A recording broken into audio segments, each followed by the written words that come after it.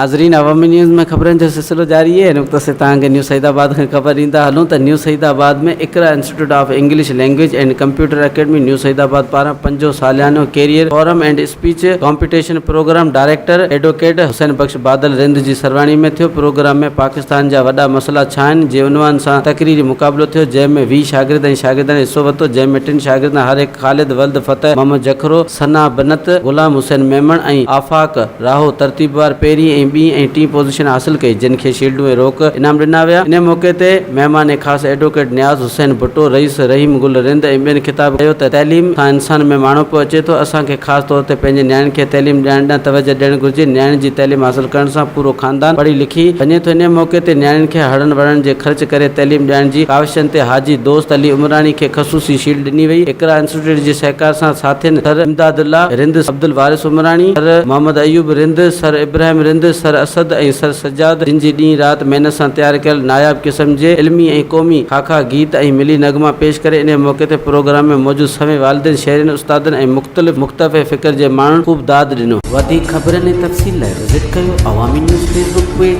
YouTube page ऐं अवामी news